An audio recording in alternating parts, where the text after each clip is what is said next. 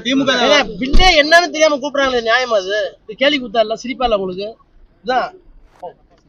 திமுக பின்னே என்னன்னு தெரியாம கூப்பிடுறாங்க, நியாயமா அது? கேள்வி கூத்தா இல்ல, சிரிப்பா இல்ல உங்களுக்கு?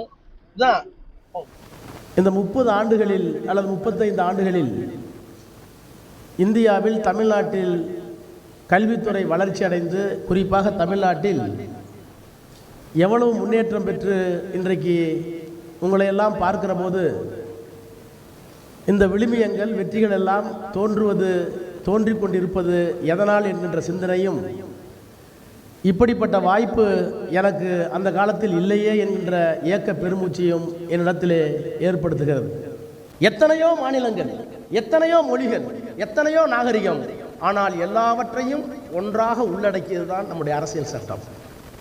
நான் வந்திருக்கிறவங்க எல்லோரையும் சொல்லுகிறேன், எல்லோரும் சட்டம் படிக்க வேண்டிய அவசியம் இல்லை, எல்லோரும் பிஎல் படிக்கணும்னு அவசியம் இல்லை. விருப்பம் இருந்தால் படிங்க, நான் விரும்பி படித்தேன். ஆனால் இந்தியாவினுடைய அரசியல் சட்டத்தை தயவு செய்து தெரிந்து கொள்ளுங்கள், படித்துக் கொள்ளுங்கள். பட்டதாரிகள் நிச்சயமாக அடைய வேண்டிய ஒன்று இந்தியாவினுடைய அரசியல் சட்டம். அவனுக்கு வேற நம்பிக்கை, உனக்கு வேற நம்பிக்கை.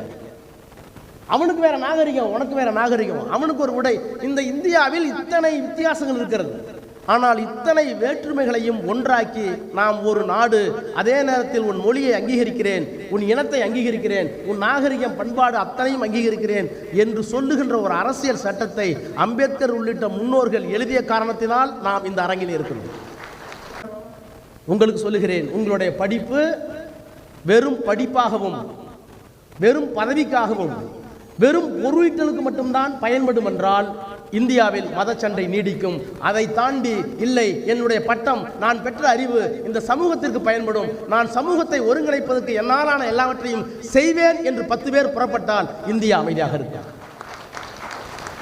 அரசியலமைப்பு சட்டத்தில் இத்தனை மொழிகளை அங்கீகரித்து, இத்தனை மொழியினுடைய வேற்றுமையை மறந்து எல்லாம் ஒன்றாக அரசியல் சட்டம் உருவாக்கி இருக்கிறது.